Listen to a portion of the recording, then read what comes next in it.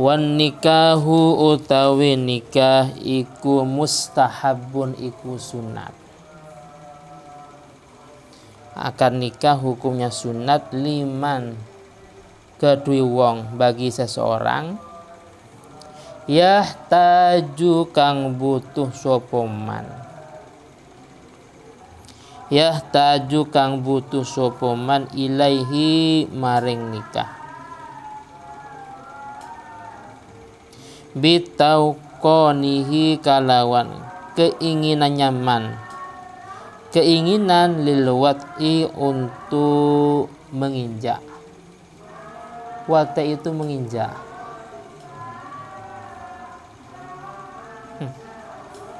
Pernah dengar nggak wate dimanakan menginjak? Pernah dengar Zaim? Wate itu menginjak maknanya. Wiwi pernah dengarnya? Fikoh pernah dengar? Apa wate itu? Hubungannya? Ya. Wes, dalam I'anah juz 2 dalam bab ziarah kubur begini. Wa yukrahu wat'ul qabri. Wa yukrahu hukumnya makruh. Wat'ul qabri. Apa maknanya? Menginjak kuburan illa lidoruratin kecuali darurat. Jadi saya lewat di atas kuburan itu hukumnya makruh pada awalnya, kecuali saya tujuannya ke sana. Makam orang tuaku ada di pojok. Makam yang saya tuju ada di paling pojok. Saya enggak bi'alam yaswil. Saya tidak bisa sampai ke yang saya tuju kecuali menginjak makam-makam yang ada di depan. Baru itu hukumnya tidak makruh. Paham ya? Nah, saya memahami wate itu makna luwatannya, makna aslinya menginjak. Wat'ur rajul birijlihi. Seseorang menginjak dengan kakinya. Paham ya? Tapi oleh ulama fikih digunakan untuk makna hubungan. Paham ya? Itu namanya syar'an dan luwatan.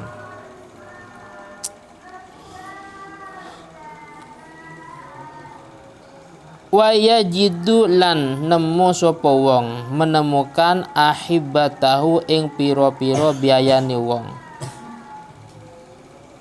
Mampu biaya nikah, contoh kamahrin seperti mas kawin. Kamahrin seperti mas kawin.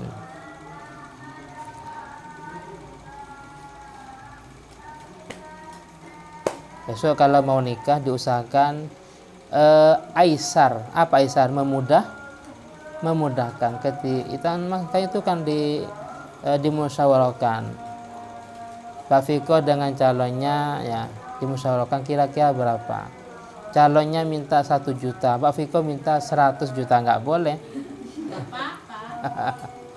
Kata Nabi, yaitu yang aisar, sekiranya wanita itu memudahkan laki-laki.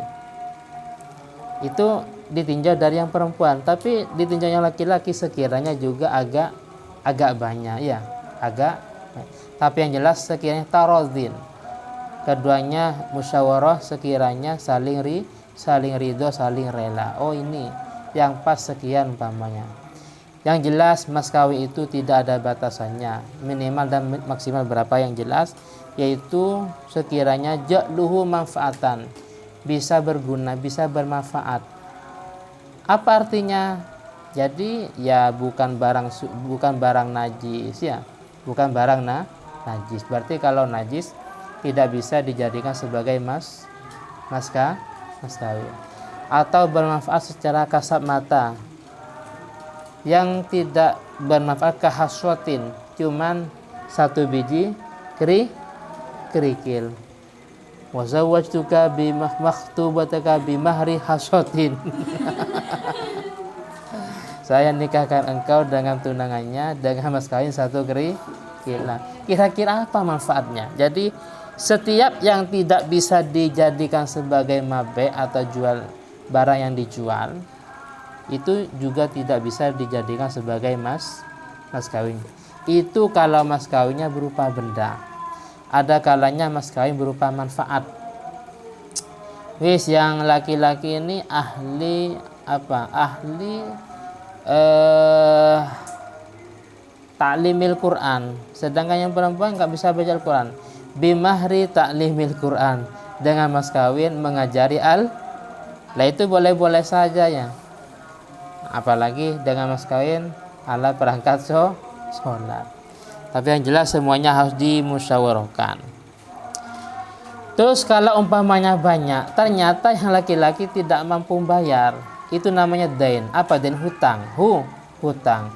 Karena hutang, selama perempuan masih belum ibro, contohnya pada waktu akad nikah, bimahri ulufi gram, dengan mas kawin 1000 gram umpamanya. Ini sudah, itu pun bukan halan tapi muajjal. Apa kalau halan? Apa halan? Tunai. Kalau muajjal, hutang. Jadi memang yang laki-laki ini mungkin santri. Oke, sepakat dengan mas kawin 1000 gram tapi hutang muajjal.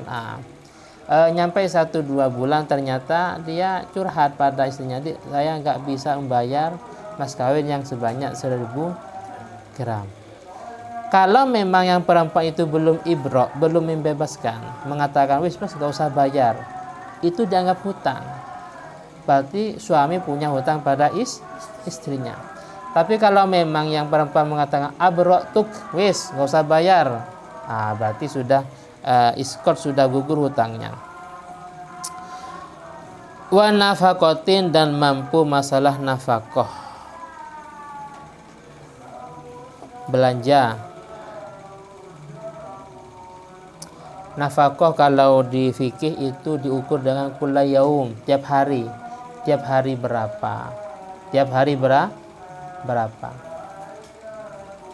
Tapi kalau di Indonesia ada kalanya tiap minggu ya, ada kalanya tiap bulan, langsung ditransfer. Tapi yang jelas suami itu ada 3 tingkatan.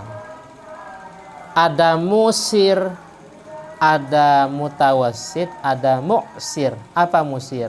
Musir itu suami yang mampu, ekonominya menengah ke atas. Ya. Itu namanya musir. Ekonominya menengah ke atas.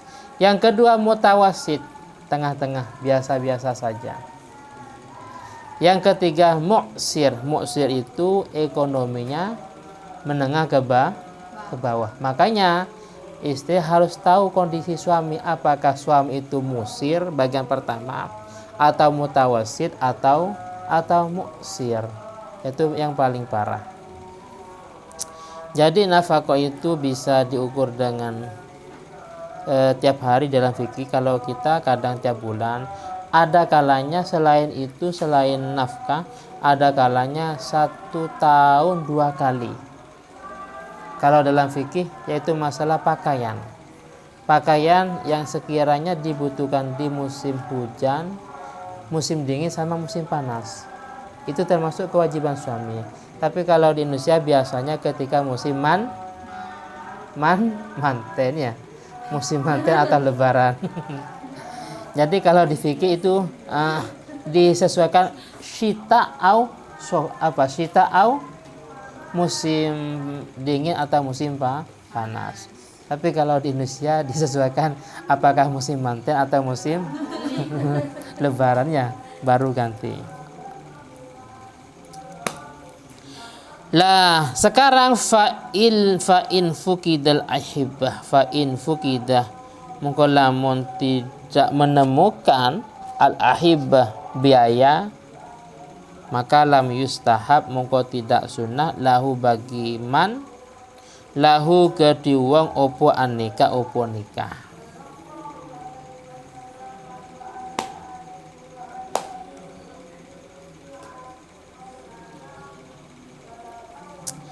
Akad nikah pada awalnya hukumnya mubah. Paham ya? Nikah itu pada awalnya mubah. Pada ayat fankihu ma taba lakum minan nisa'i masna wa sulasa wa ruba. Fangkihu nikahlah. Itu perintah tapi mubah. Kulu washrabu, makan dan minumlah. Itu tapi itu mubah. Ya. Jadi pada awalnya mubah. Setelah itu ada yang sunnah seperti ini. Sunnah kalau memang laki-laki itu punya minat untuk nikah, punya biaya. Seandainya tidak nikah, ya biasa-biasa saja, masih aman. Sunat. Yang ketiga wajib. Wajib kalau dia punya biaya, mas kawin, nafkah, dan dia punya keinginan untuk nikah. Seandainya tidak nikah, maka ya tawakkul ala zina, terjerumus pada wajib. Kalau yang kedua tadi, seandainya tidak nikah, wis biasa nyantai, itu sunnah. Kalau yang ketiga ini, seandainya tidak nikah, dia terjerumus wajib. Yang keempat haram. Dia nikah dengan tujuan tatwi'uz zaujat, menyanyiakan perempuan. Nikah, dicerai, nikah lagi, cerai lagi, dan seterusnya. Paham ya? Kota ganti perempuan. Itu namanya akad nikah yang haram. Jadi fikih itu hukumnya seperti itu. Ada yang mubah, sunnah, wajib, ada yang haram, tergantung dari keadaan. Karena memahami salah, nikah dapat 2 hari cerai, nikah lagi dan seterusnya. Itu kan namanya tatyi, menyanyiakan perempuan dan menyanyiakan anaknya. Itu hukumnya haram.